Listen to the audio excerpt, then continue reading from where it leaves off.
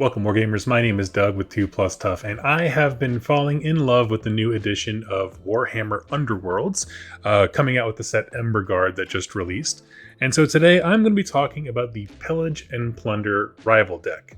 So if you're not familiar, the new edition of Warhammer Underworlds essentially has pre-constructed rival decks and also a format where you can combine them with another to have like a unique kind of combination flair.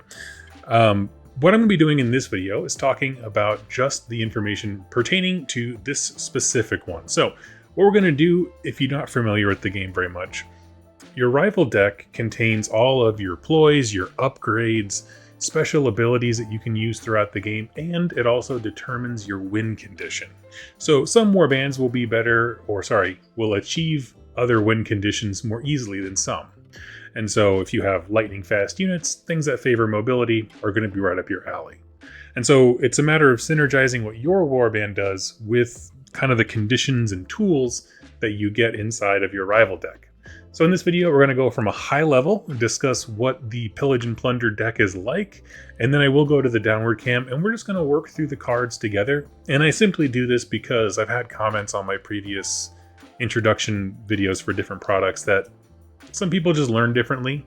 So having something read out loud and then kind of talking through the ideas that come to your head as far as the overall vibe of the deck, what would be good with this, how these things pair together, all of that information, we're going to do that together. And we'll end it all with a discussion on which warbands might be most suited for this particular deck over others. Now, really quickly before we begin, if you're interested in any of the Underworld stuff, if you wouldn't mind, I have a link tree down below with links to various stores across the world.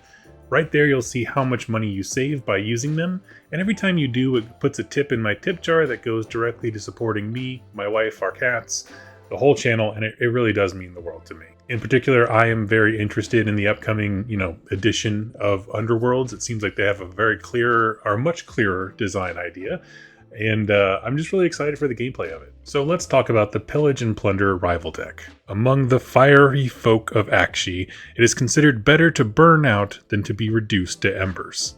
There is no patience for the vacillator, no mercy for those who doubt. It is a philosophy that holds true in the minds of Emberguard. The time for careful excavation passed with the city's demise. Now only the most daring will secure the bounty of magical emberstone that threads through the crumbling caverns. Prospectors, motivated by duty or greed, frantically descend on glowing deposits and attempt to rip them from the earth.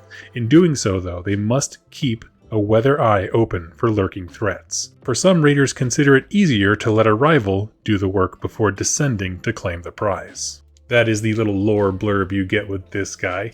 And to talk about this deck from a high level, right? If we're kind of zooming out and discussing what's the goals and the overall focus and stuff like that, this deck is really focused on terrain features and treasure tokens. Basically, when the game begins, the terrain features side will be up. You have to then go delving or basically digging. I can't remember the word they uses. But to try and get the token side facing, and that's what you want. You want to claim tokens, but the act of digging them out is what you want to do. Delving, that's the word. It just feels weird to say delved all the time. And so what that means on a practical level is that once all the objectives are on the board, it rewards you for being very aggressive and getting to the terrain, doing the delving, holding the tokens, and you just basically trying to play keep away from your opponent. So it's very straightforward in terms of objective grabbing and stuff like that. But again, just like the little flavor text warns you, if you rush up and you use your actions to do delving and then get the item, somebody else can just come in and punk you and take it from you if you're not careful. So it favors some aggressive play, and then also all of the tools and the, when I say tools, I mean various ploys and the upgrade cards and stuff like that are meant to kind of augment your abilities to do that thing. Get up there, delve, get the token, get out. Or at least be safe. If that sounds like something you are interested in, we're going to go to the downward cam now and go through the actual cards one by one for this little deck, and just discuss basically starting with your goals. So we're going to go through the ways you can earn victory points for the game, because that's the most important thing to winning a game. And then we're going to examine all the tools in our deck, meaning ploys and upgrades, that you can use to achieve this. Now remember, the missing variable here is your warband. So think about your warband and the abilities that they have. They all have that little card of like once per game stuff. Think about those tools in addition to these in order to accomplish these. Here is our deck card. You can see the little symbol, it's a little flame of Akshi symbol with a list of all the different cards involved in case you ever lose one or get confused or whatever. A quick thing I want to throw out in all these videos, if you're curious, these little symbols in the top right corner always match per deck, and each deck has a unique and individual one. Makes it really easy to see if you or your opponent accidentally mixed a card in or something like that. Anyway, so we're going to go through our triumphs, our achievements first, the things we're trying to do, aka objective cards. These are the gold ones here. You're going to draw 3 per turn, or round rather. And it starts with Broken Prospects. Score this in an end phase if 3 or more different treasure tokens were delved by your warband this battle round, or if a treasure token held by an enemy fighter at the start of the battle round was delved by your warband this round. Now my big thing here is just the idea of having 3 different treasure tokens. What that's going to require is either A, every single member of your warband, if you're a 3-person warband, is focused on delving and nothing else. And delving, or obviously you can have one of them be there to smack an opponent up and steal theirs. But really the idea is you need to be set up to be able to do that. Now, this immediately makes me think that larger warbands with more models to them, we're probably going to have an easier time doing this because you can at least have other fighters out there holding up the enemy, right? If you're a Stormcast player and you got 3 dudes, that's tough to do because the opponent is going to be doing their own things, trying to knock you away from objectives and stuff like that. Against the odds, score this in an end phase if an odd-numbered treasure token was delved by your warband this round. A little random, but if you do at least 2, you're almost guaranteed to get it, so that's kind of a fun one. Lost in the Depths. Score this in an end phase if no friendly fighters are adjacent to any friendly fighters are not slain. Sorry, let's see. Score this in an end phase if any friendly fighters are adjacent. Oh, I see. I'm sorry, I misread that the first time and it really threw my brain off. Basically, everyone has to be on their own. You can't have any friendly guys standing next to each other, and any friendly fighters are not slain. So definitely going to be an early game grab. Or conversely, to counteract the one I talked about that's kind of rough for 3-person teams, this is one that a Stormcast could easily do. You spread your fighters out to go try and get the different objectives. They're not near each other, and they're the tankier ones, so the odds of them, later in the game having anyone alive, a little bit higher. Desolate Homeland. Score this in an end phase if there are 1 or fewer treasure tokens in friendly territory. Obviously easier to do early game, but what I like about this is it's rewarding you for going out and rushing, but you don't immediately want to play keep away from your opponent, right? Because your natural response is to run back to your field to make it harder for your opponent to get theirs. But ultimately, this is one that's like, no, you want to control the game. There's some limitations to how effective it is to just take things and run, but I like it. Torn Landscape. Score this in an end phase if there are 2 or fewer treasure tokens on the battlefield. On the battlefield, that's awesome, because that means you can go grab them. Strip the Realm. Score this in an end phase if there are no treasure tokens on the battlefield, or no enemy fighters hold any treasure tokens. This leans into what you want to do. However, it could be difficult to line it up so that you're the real question here is, can you make sure your opponent doesn't have any? But it rewards you, right? Either there's none on the field, or if no opponent doesn't have any of them. That's interesting. It does seem pretty reliable to score, though, I would imagine. Aggressive Claimant. Score, this is one of those flash ones where you can achieve it throughout the turn. Score this immediately after a friendly fighter's successful attack if the target was in neutral territory, or the target was holding a treasure token when you picked them to be the target of that attack and is no longer holding that treasure token. Again, that's awesome. It favors aggression. You have the objective. I already want to take it back. That's good. Another one of these flash ones. Score this immediately after a friendly fighter delves in enemy territory. If you are the underdog, that delve can be in friendly territory instead. Well, that's pretty much an auto solve. You can get this very, very easily if you are the underdog. Conversely, I love just incentivizing you to have someone just run across the flanks and try to steal something. I like that. Delving for wealth. Score this immediately after your warband delves for the third or subsequent time this combat phase.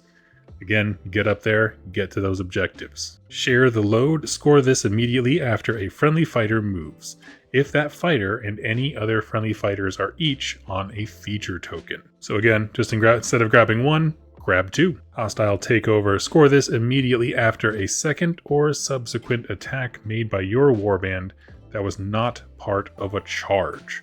Now, this is an interesting one because as you will be delving, it's not necessarily the best idea to do a charge because then your character's kind of occupied, we'll say, for the round, right? He's used up all his momentum. But if you move an attack, you can actually, this incentivizes you to stay on objectives to, instead of charging, just make the normal attack. Which is great. Careful survey, a measure of caution. Oh, wait, that's the flavor text. Score this immediately after an action step if there's a friendly fighter in each territory. So remember, there's 3 territories though: yours, neutral, and the opponent's. But again, if you have a warband with 4 to 5 dudes, you can stretch out pretty easy. And that is it for your objective cards. Now, what does this tell us about what the deck wants to do? Well, you'll notice a lot of the lower value ones, kind of the flash cards, they're going to go pretty dang quick because they have to do almost exclusively with just running up and delving objectives. So those are pretty easy to do.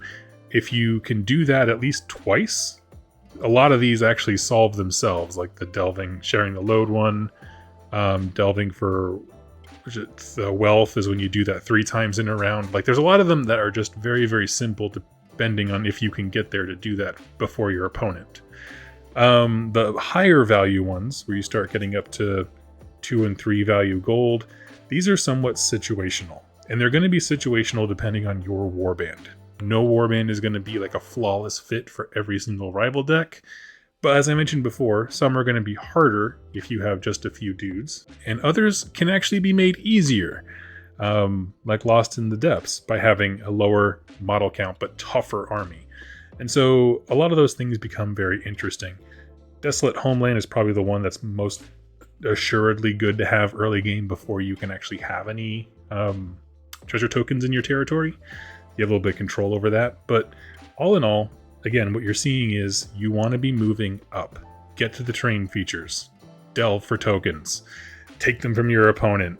Have more than them. That's what your game plan is. And so when you're looking at the board, right, you're looking at what your warband can do to either get you to objectives, help you delve, or steal them from opponents. And that's the big thing. And so now we're going to move into the ploy deck, or rather the power cards is what they're calling them now. And power cards being the catch-all term for ploys, which are these little daggers, and upgrades, which are the little cog symbols. Now, one thing I want to mention at the top here, there was a change to Underworlds that I very much love, where it used to be you would earn glory through, killing opponents, achieving things, and you would spend that glory to upgrade a miniature, right? Put an upgrade on a model.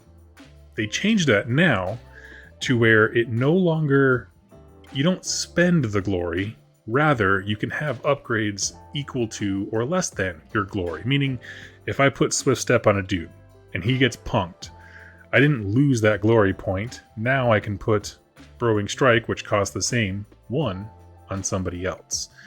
Because I can have as many upgrades as I want up to the level of glory that I have. So I love that change. It's going to affect things quite a bit.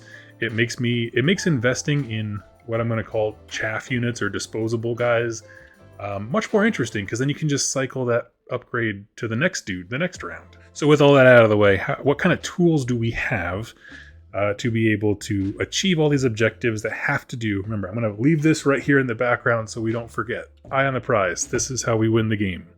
How do we do this better? First one here, sidestep. Pick a friendly fighter, push that fighter 1 hex. Wonderful for getting a guy moved onto an objective. Wonderful for moving them so that they can then on their phase, move as much as they want, out of battle, out of combat, whatever you want to do. Solid card just for the tactical flexibility. Prideful Duelist.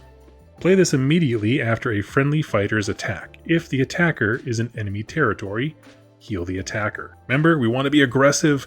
There's a great play here if you're going for that objective or doing the delving in your opponent's territory. It's awesome. You're not necessarily going to have these at the same time, but there's a wonderful synergy where if you have a guy out in that territory, they can benefit immensely. Commanding Stride. Push your leader up to 3 hexes. That push must end in a starting hex. It's interesting, especially if you put your hero in a further back one and this is an early attempt to gain some positioning, or if you want them, if they have a treasure token, to pull them away from a combat. That would actually be a great use of that ability. You kind of yo-yo your hero around. It's a little dependent.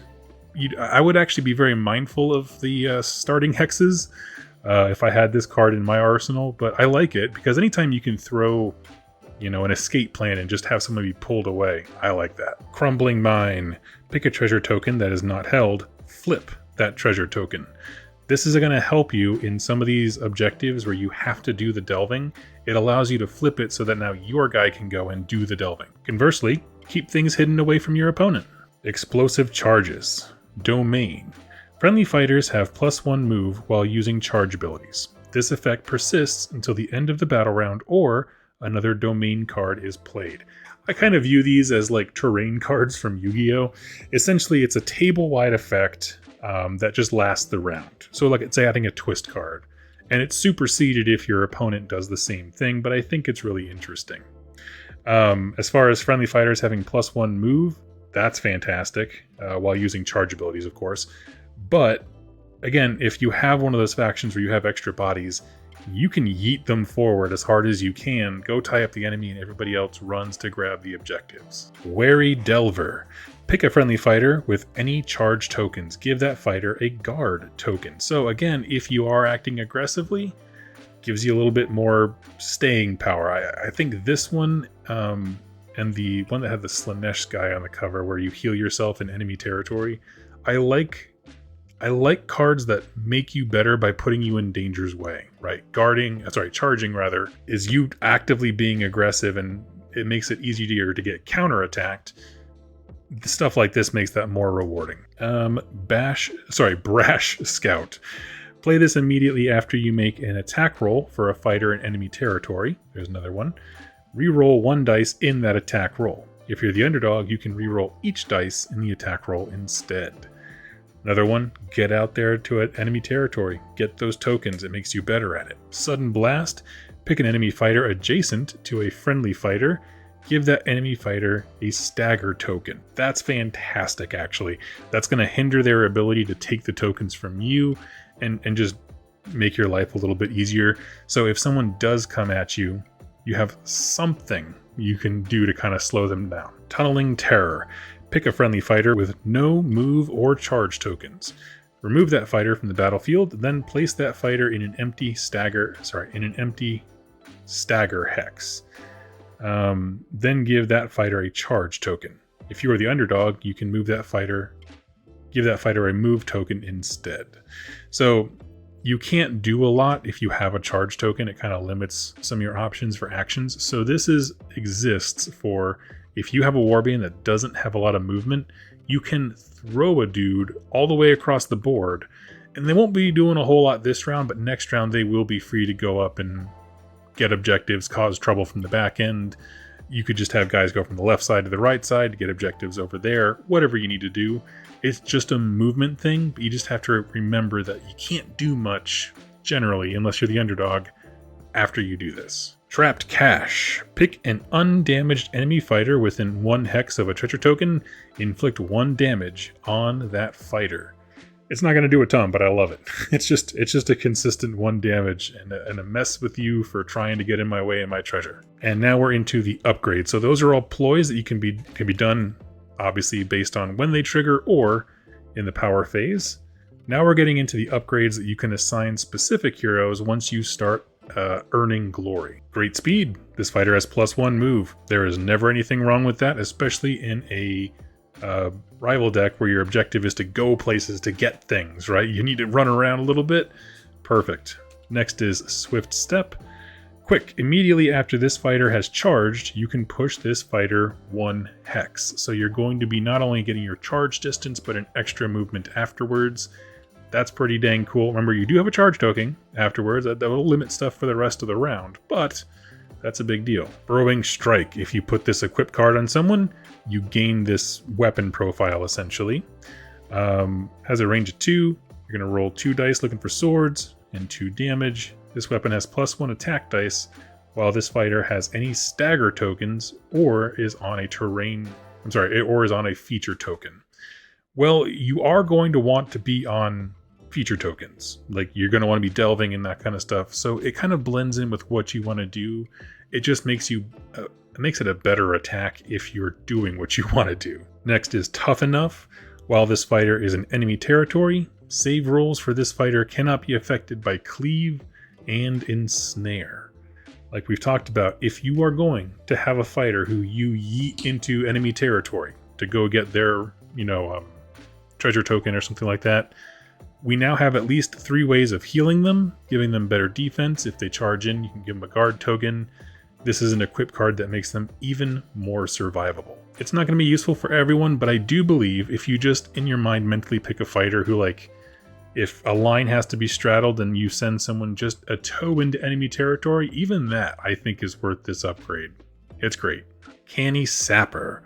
Sneaky. Immediately after you play a ploy in a power step, you can remove this fighter from the battlefield. Place this fighter in an empty stagger hex or in an empty starting hex in friendly territory and then discard this card. So that is your escape rope from Pokemon. When you get too far into the dungeon and you can't go any further, you gotta use the escape rope to get out.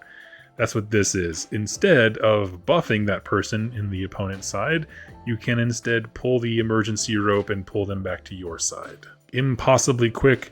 This fighter has +1 save. Immediately discard this upgrade card after an enemy fighter's failed attack if this fighter was the target. So consider that for a moment. +1 save is fantastic, but if they hit you, this goes away. Which, okay, it's certainly going to be more effective for some tankier characters or whatever. But again, this is another one where that whole idea of being able to have upgrade cards equal to your glory versus spending your glory is very important, because I like this ability when this gets refunded, right? Who cares? So that's cool. Next is Line Breaker. This fighter's weapons have Brutal. I'm going to do a dedicated video going over the core, rules and keywords and stuff like that. This makes killy things much, much killier. Okay, it's just good. Now, of course, not every warband wants to get into super aggressive combat. Some do, though. Next is Excavating Blast. This weapon has Stagger.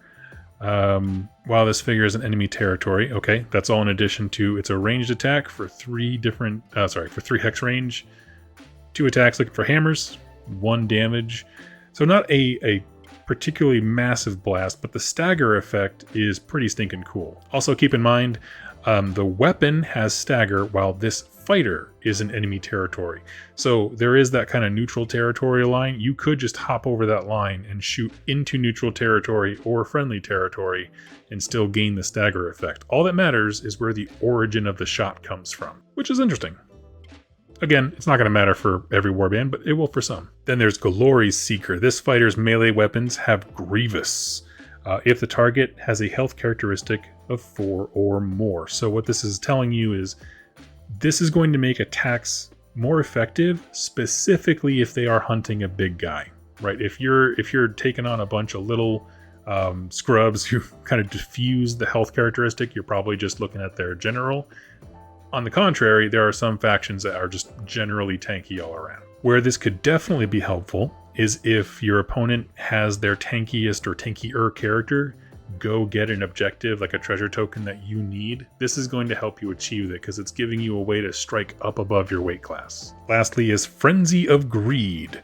While this fighter is on a treasure token in enemy territory or is in a stagger hex, save rules for this fighter are not affected by cleave and ensnare, and this fighter cannot be given stagger tokens. This is a wonderful defensive buff.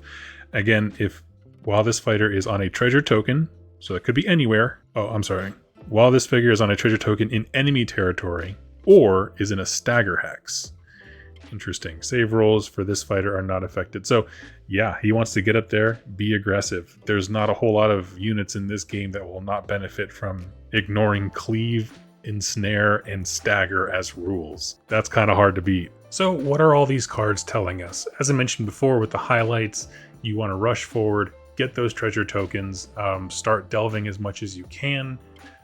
What this tells me though is like, I see this being a little bit more effective for warbands that have 4 or more models in them. I see the Stormcast struggling with this one simply because it means that every single warrior has to be completely on their own, right? Because of the way you're spreading out to go get treasure tokens. Can you really have someone, you know, go get something from the enemy at the same time as trying to capture one themselves? The flexibility with having more models, I think, is there with larger warbands. I think that's a good thing for them. Of course, any warbands that have inspire mechanics or abilities that kind of correspond with these effects, meaning rushing forward, delving, taking objectives, if their entries say literally anything about those 3 aspects of the game, you're doing good. I mean, it's a strong choice. To be honest, it kind of makes me feel like I'm playing Blood Bowl, except treasure tokens are the ball, right? Where you just have to build a cage around whoever has them, go out and get them. But it keeps your objectives very clear, I think, in my mind. A fair number, I'm sorry, I'm just looking down at the cards right now. A fair number of these objective cards look very achievable. Some of the harder ones, I don't know, they don't seem outlandish to me. Even the hardest one for 3 glory, strip the realm, score this in an end phase if there are no treasure tokens on the battlefield. Or if no enemy fighters hold any treasure tokens. That doesn't seem crazy. All I have to say, I think it's a really good introductory one. Between the 2 warbands that the box comes with, I'd be interested to try it with Skaven, because I think there are some upgrades that really do well with letting the little guys punch above their weight class, as well as stay alive a little bit longer if they go into the Stormcast territory or opponent's territory. I think it's probably one of the better decks to start learning the game with, because it has you doing a lot of the core mechanical things. Moving up, interacting with terrain features, or tokens rather, treasure tokens in general, taking them from your opponent, carrying them back to your base, using the basic movement mechanics that you get in your power deck, as far as like deploys that yo-yo you back, or there's that one equip card that like lets you pull yourself around if you have a treasure token. It's just interesting things like that. What I like is that it simplifies the game to that specific objective. And it makes it very easy to kind of pass-fail in your mind of like, do you see yourself in your warband doing this? Right? Do you see your Stormcast Eternals one? I know I keep picking on them, I'm sorry. But let's pick something else. Let's go with, the Pirate Ogre. Do you see him being able to achieve some of these? I mean, honestly, he's got some really dodgy guys he can send in the backfield of your opponent to mess with them. He's got a lot of bodies, and he's got a big wrecker. He can go around and smash stuff and hold tokens. Like, that's my point, is just look at these cards. The win condition is the most important thing. So moving up, getting objectives, delving, treasure tokens, the tools you have, and then just thinking about your warband, kind of picturing them using these tools to achieve that job. If you have a specific lineup that you think would be good, like a warband choice that goes really well with these, please leave them in the comments down below. That'll be more for later when the rest of the warbands come out, but I'm very interested to see what people come up with. I'll keep an eye on these videos, and as things change, the game evolves, I will be able to pin the most helpful comments. So if you leave a good guide for the newer warbands, like the sets of 4 once ever they come out, I'll go ahead and pin that. Thank you so much for watching and listening. I hope you're interested for Warhammer Underworlds. I know I am. Thank you so much for watching. Happy wargaming.